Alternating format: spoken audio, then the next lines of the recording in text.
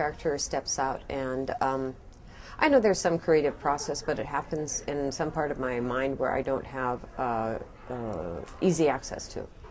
So it's like a spotlight on a stage and the character steps out and starts talking. And as the character talks to me, everything else starts to fill in behind and around him. The family, the economy, the town he lives in, the kind of government he's under, the religion that affects how he thinks, and everything else. But for me, it always begins with a character.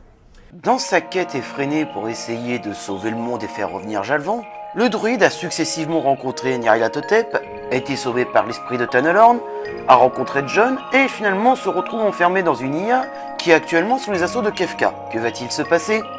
Comment le druide va se sortir de cette histoire? Vous le saurez en regardant cet épisode de la dernière fantaisie.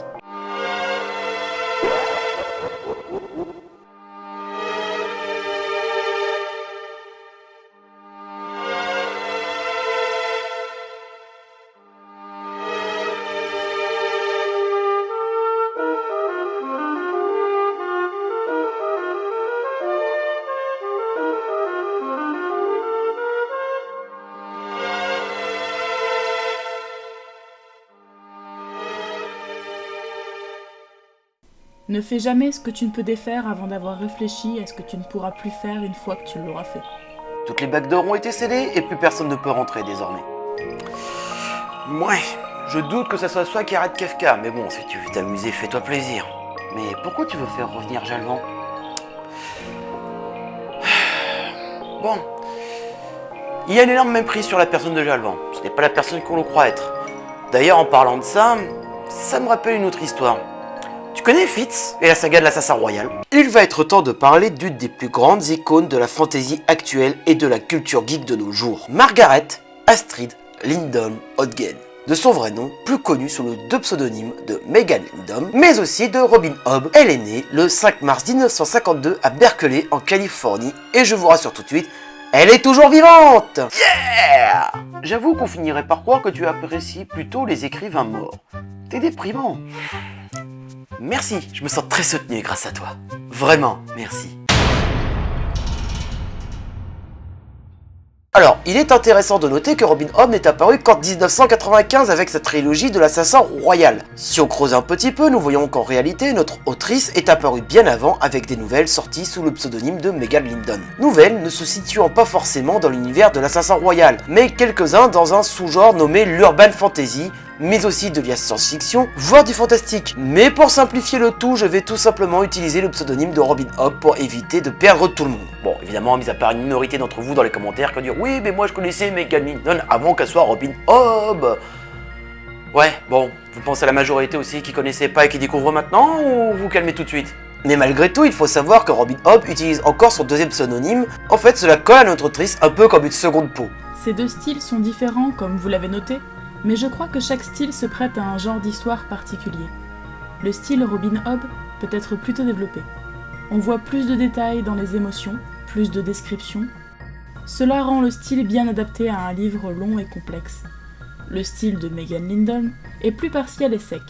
C'est un style efficace pour de courtes histoires, en particulier celles qui se passent dans le monde moderne, où je n'ai pas besoin d'expliquer ce qu'est un café crème et qu'une Chevrolet est une voiture. Finalement, quand on se penche un peu sur les parutions et l'accumulation d'idées qui se fait au fur et à mesure, c'est un peu comme si Megan Lyndon avait fini petit à petit par laisser une place de plus en plus importante au fil des parutions pour étoffer le style Hobb, pour que celui-ci finalement éclose complètement. D'ailleurs, ce qui est intéressant, c'est un peu la genèse à la sauce Robin Hobb de ce qui deviendra l'assassin royal. J'avais un embryon d'idée dans mes tiroirs des années avant de commencer à l'écrire. Quand j'avais une bonne idée pour un livre, je l'écrivais sur un bout de papier et je le rangeais dans mon tiroir. C'est comme ça qu'il y a plusieurs années, j'ai écrit sur une vieille enveloppe « Et si la magie était addictive et que cette dépendance soit totalement destructrice ?» C'est cette idée qui a donné le don. Qu'est-ce que je disais? Bon, tu me fais fuir ou... Lancement de l'extraction de Persona en cours. Mise sous quarantaine requise. J'en ai marre qu'on n'écoute jamais. C'est donc en 1995 aux États-Unis que sortira la première histoire de l'assassin royal, présentant l'enfance de Fitz. Le monde créé par Robin Hobb est bien plus complexe, n'hésitant pas à retourner les codes existants et autres poncifs éculés dans l'univers de la fantasy. Et c'est là en fait que se joue la force des sagas de l'assassin royal. À l'instar d'un David Eddings que, même si j'adore, il a tendance à sacrément user de ses stéréotypes, n'étant sauvé que par le talent de sa femme qui retapait le tout via des personnages hauts en couleur. Alors que si vous avez bien suivi ce que j'annonçais dans les épisodes précédents, nous sommes loin d'une banale prophétie aux grandes batailles et aux enjeux sibyllins. Parce qu'il est si facile de tomber dans cet écueil, surtout dans les années 80 et 90. Robin Hobb a appliqué ce que David Eddings n'a pas su faire. Il faut comprendre les règles pour s'en affranchir. Et comme on l'a vu en fantasy, les règles sont trop souvent appliquées à la lettre comme si le dieu Tolkien avait gravé ça dans le marbre. Il ne faut pas s'étonner par exemple que la communauté rôliste soit accaparée l'univers et commence à propager l'assassin royal de son côté. Pour beaucoup, l'histoire peut paraître simpliste, voire bancale au premier abord, mais ça va me redonner l'occasion de replonger un peu dans la mécanique de la fantasy. Dans le royaume des Six Duchés, le roi subtil règne dans la tourmente générée par ces mystérieux pirates rouges qui forgisent la population, privant les victimes de leur humanité, les laissant là comme des bêtes assoiffées de sang, obéissant à leurs instincts les plus primaires. Fitz est un bâtard royal, né du mauvais côté, méprisé par tout le monde. Malgré tout, le roi le reconnaît et en fait son homme-lige, son assassin royal. Dans ce royaume déchiré par les conflits externes et internes, nous suivons l'apprentissage de la vie de Fitz, ses contacts avec le vif, magie primitive, et avec l'art, magie qui protège vaille que vaille le royaume, ses débuts d'assassin, et partout le nœud d'intrigue tisse sa toile de mystère et de trahison.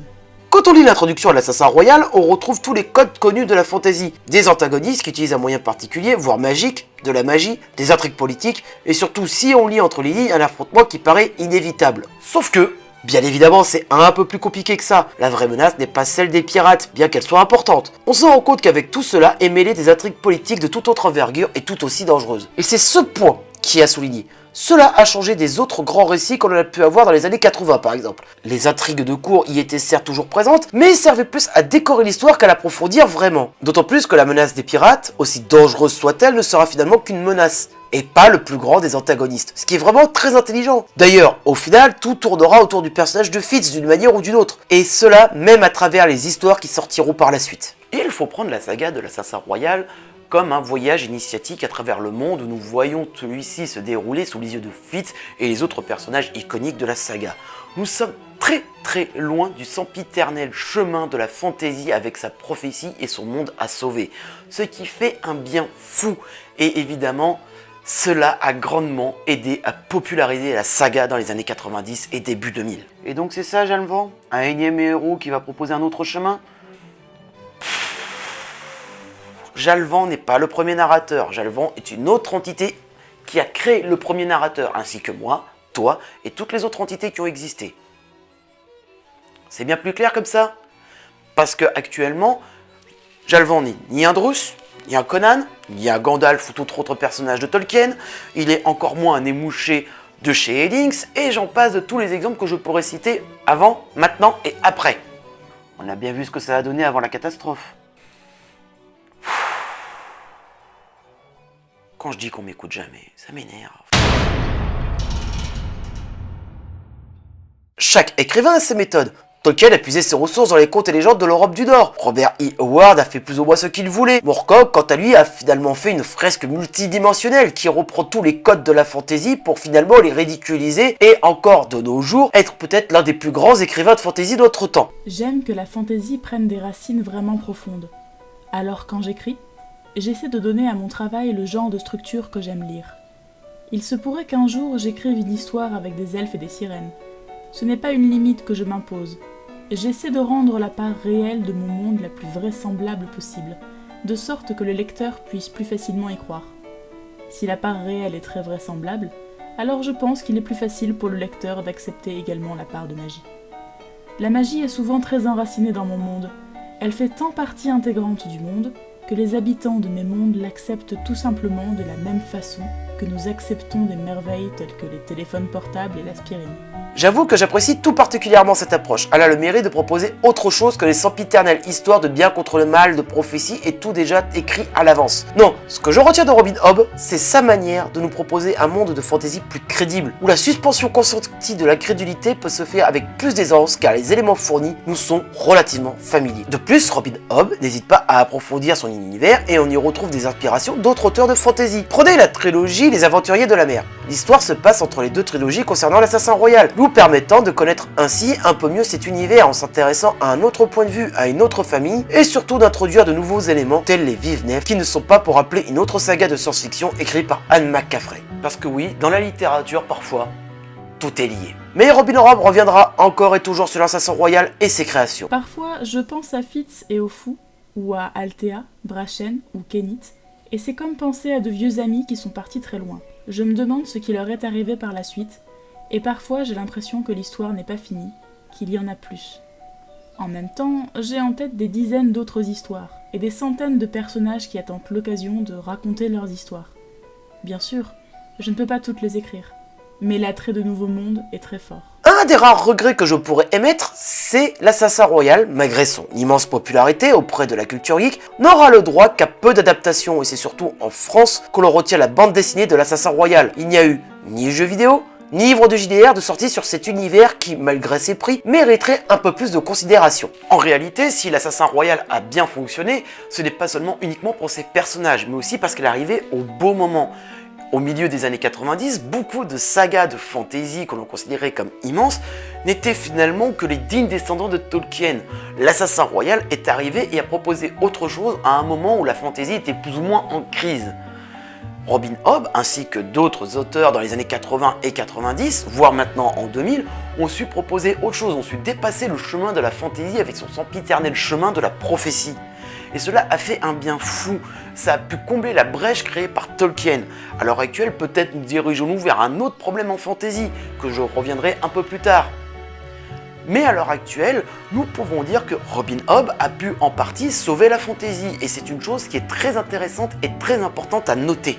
Et voilà, c'est la fin de cet épisode de la dernière fantasy consacrée à Robin Hobb. J'espère que cet épisode vous a plu, n'hésitez pas à le partager partout sur les réseaux sociaux, Facebook et Twitter en priorité. Vous pouvez d'ailleurs m'y retrouver sur ces réseaux sociaux. Un énorme merci à Tashiyomi de la chaîne de l'Arme Ultime pour les voix off de cette émission. Allez-y, foncez, abonnez-vous là-bas parce que franchement c'est une chaîne que j'apprécie tout particulièrement. D'ici que je vous en reparle encore, il n'y aurait peut-être pas long feu, restez connectés. D'ici là aussi, un énorme merci aux tipeurs dont le nom apparaît à l'écran. Si vous voulez soutenir l'émission, le lien est dans la description. D'ici là, ayez toujours un bon livre de fantasy à portée de main et rendez-vous au prochain numéro, amis lecteurs. Bon. C'est pas tout ça, mais moi je vais utiliser ce pouvoir magnifique qui s'appelle le Deus Ex Machina. Voilà, ça t'apprendra à pas m'avoir écouté. Hein, c'est pas ça qui a arrêté Kafka, hein, après tout. Bon. Sur ce, je me casse, moi je vais essayer de retrouver Padré. Allez, salut. Ah, me revoilà ici. Bon, évidemment. Fallait s'en douter dans un sens, hein. Ça devient n'importe quoi cette histoire. Oh mon Dieu, Padré. Qu'est-ce qu'ils t'ont fait ?